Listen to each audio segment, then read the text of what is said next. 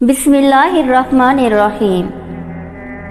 ناظرین محترم، آج ہم ایسے دو بچوں کا واقعہ سنائیں گے جنہوں نے نبی صلی اللہ علیہ وآلہ وسلم کی محبت میں ابو جہل کو قتل کیا تھا۔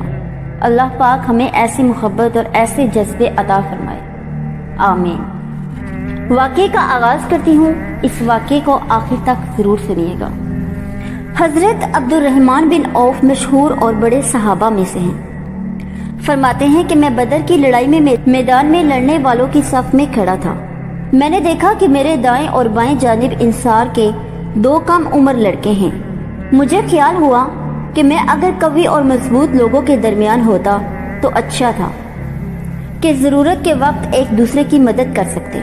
میرے دونوں جانب بچے ہیں، یہ کیا مدد کر سکیں گے؟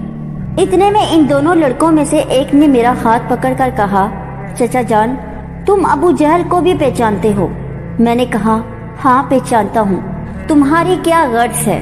اس نے کہا، مجھے یہ معلوم ہوا کہ وہ رسول اللہ صلی اللہ علیہ وآلہ وسلم کی شان میں گالیاں بکتا ہے۔ اس پاک ذات کی قسم جس کے قبضے میں میری جان ہے، اگر میں اس کو دیکھ لوں تو اس وقت تک اس سے جدا نہ ہوں گا کہ وہ مر جائے یا میں مر جاؤں۔ مجھے اس کے سوال اور جواب پر تعجب ہوا۔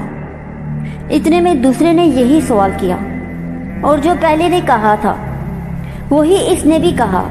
اتفاقاً میدان میں ابو جہل دوڑتا ہوا مجھے نظر آیا۔ میں نے ان دونوں سے کہا کہ تمہارا مطلوب جس کے بارے میں تم مجھ سے سوال کر رہے تھے وہ جا رہا ہے۔ دونوں یہ سن کر تلواریں ہاتھ میں لیے ہوئے ایک دم باگے چلے گئے اور جا کر اس پر تلوار چلانی شروع کر دی، یہاں تک کہ اس کو گرا دیا۔ یہ دونوں صاحبزادے معاذ بن عمرو بن جموع اور معاذ بن افرا ہیں۔ معاذ بن عمرو کہتے ہیں کہ میں لوگوں سے سنتا تھا کہ ابو جہل کو کوئی نہیں مار سکتا، وہ بڑی حفاظت میں رہتا ہے۔ مجھے اسی وقت سے خیال تھا کہ میں اس کو ماروں گا۔ یہ دونوں صاحبزادے پیدل تھے اور ابو جہل گھوڑے پر سوار تھا، صفوں کو درست کر رہا تھا۔ جس وقت عبد الرحمن بن عوف نے دیکھا اور یہ دونوں دوڑے تو گھوڑے سوار پر براہ راست حملہ مشکل تھا، اس لیے ایک نے گھوڑے پر حملہ کیا اور دوسرے نے ابو جہل کی ٹانگ پر حملہ کیا، جس سے گھوڑا بھی گرا اور ابو جہل بھی گرا اور اٹھ نہ سکا۔ یہ دونوں حضرات تو اس کو ایسا کر کے چھوڑ آئے تھے کہ اٹھ نہ سکے اور وہیں پر تڑپتا رہے، مگر معاذ بن افرا ان کے بھائی نے اور ذرا ٹھنڈا کر دیا کہ مباد اٹھ کر چلا جائے، لیکن بالکل انہوں نے بھی نہ نمٹایا۔ اس کے بعد عبداللہ بن مسعود نے بالکل ہی سر جدا کر دیا۔ معاذ بن عمرو کہتے ہیں کہ جس وقت میں نے اس کی ٹانگ پر حملہ کیا تو اس کا لڑکا اکرمہ ساتھ تھا۔ اس نے میرے مونڈے پر حملہ کیا جس سے میرا ہاتھ کٹ گیا اور صرف کھال میں لٹکا ہوا رہ گیا۔ میں نے اس لٹکے ہوئے ہاتھ کو کمر کے پیچھے ڈال لیا اور دن بھر دوسرے ہاتھ سے لڑتا رہا، لیکن جب اس کے لٹکے رہنے سے دقت ہوئی تو میں نے اس کو پاؤں کے نیچے دبا کر زور سے کھینچا۔ وہ کھال بھی ٹوٹ گئی جس سے وہ اٹک رہا تھا اور میں نے اس کو پھینک دیا۔ نبی کریم صلی اللہ علیہ وآلہ وسلم کی عادت شریفہ یہ تھی کہ جب لڑائی کے لیے تشریف لے جاتے تو مدینہ منورہ سے باہر جانے کے بعد لشکر کا معائنہ فرماتے، ان کے احوال کو، ان کی ضرورتوں کو دیکھتے اور لشکر کی اصلاح فرماتے، کم عمر بچوں کو واپس فرما دیتے۔ یہ حضرات شوق میں نکل پڑتے۔ چنانچہ احد کی لڑائی کے لیے جب تشریف لے جانا ہوا تو ایک موقع پر جا کر لشکر کا معائنہ فرمایا اور 9 عمروں کو لڑکپن کی وجہ سے واپس فرما دیا، جن میں حضرات زید بھی تھے، عبداللہ بن عمر، زید بن ثابت، اسامہ بن زید، زید بن ارقم، عمرو بن حزم، اسید بن زہیر، اراتبہ بن اوس، ابو سعید خضری، سمرہ بن خندب، رافع بن خدیج۔ ان کی عمریں تقریباً 13-14 برس کی تھی۔ جب ان کو واپسی کا حکم ہوا تو حضرت خدیج نے سفارش کی اور عرض کیا کہ یا رسول اللہ صلی اللہ علیہ وآلہ وسلم، میرا لڑکا رافع تیر چلانا بہت اچھا جانتا ہے، اور خود رافع بھی اجازت کے اشتیاق میں ابر کر کھڑے ہوئے تھے کہ قد لمبا معلوم ہو۔ حضور صلی اللہ علیہ وآلہ وسلم نے اجازت عطا فرما دی تو سمرہ بن جندب نے اپنے سوتیلے باپ مرہ بن سنان سے کہا کہ حضور صلی اللہ علیہ وآلہ وسلم نے رافع کو تو اجازت مرحمت فرما دی اور مجھے اجازت نہیں عطا فرمائی، حالانکہ میں رافع سے قوی ہوں، اگر میرا اور اس کا مقابلہ ہو تو میں اس کو بچھاڑ دوں گا۔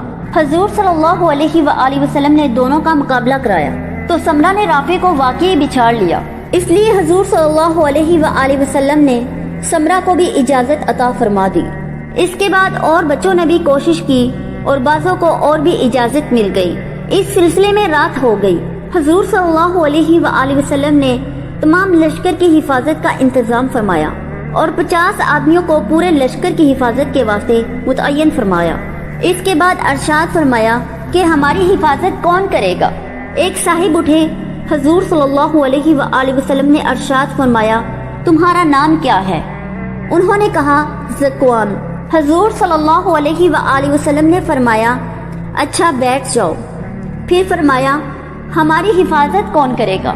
ایک صاحب اٹھے، حضور صلی اللہ علیہ وآلہ وسلم نے نام دریافت کیا، عرض کیا ابو صبی، صبی کا باپ۔ حضور صلی اللہ علیہ وآلہ وسلم نے فرمایا بیٹھ جاؤ۔ تیسری مرتبہ پھر ارشاد ہوا کہ ہماری حفاظت کون کرے گا؟ پھر ایک صاحب کھڑے ہوئے، حضور اقدس صلی اللہ علیہ وآلہ وسلم نے نام دریافت کیا۔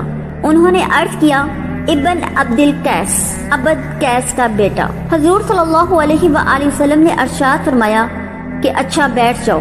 اس کے تھوڑی دیر بعد ارشاد ہوا کہ تینوں آدمی آ جاؤ، تو ایک صاحب حاضر ہوئے۔ حضور صلی اللہ علیہ وآلہ وسلم نے فرمایا کہ تمہارے دونوں ساتھی کہاں گئے؟ انہوں نے عرض کیا یا رسول اللہ صلی اللہ علیہ وآلہ وسلم، تینوں دفعہ میں ہی اٹھا تھا۔ حضور صلی اللہ علیہ وآلہ وسلم نے دعا دی اور حفاظت کا حکم فرمایا۔ رات بھر یہ حضور صلی اللہ علیہ وآلہ وسلم کے خیمہ کی حفاظت فرماتے رہے۔ یہ شوق اور ولولے تھے۔ ان حضرات کے بچہ ہو یا بڑا شخص، ہر شخص کچھ ایسا مست تھا کہ جان دینا مستقل مقصود تھا۔ اسی وجہ سے کامیابی ان کی قدم چومتی تھی۔ رافع بن خدیج نے بدر کی لڑائی میں بھی اپنے آپ کو پیش کیا تھا، مگر اس وقت اجازت نہ مل سکی تھی۔ پھر احد میں پیش کیا، جس کا قصہ ابھی گزرا۔ اس کے بعد سے ہر لڑائی میں شریک ہوتے رہے۔ احد کی لڑائی میں سینے میں ایک تیر لگا، جب اس کو کھینچا گیا تو سارا نکل آیا، مگر بال کا حصہ اندر بدن میں رہ گیا، جس نے زخم کی صورت اختیار کی، اور آخر زمانے میں بڑھاپے کے قریب یہی زخم ہرا ہو کر موت کا سبب بنا۔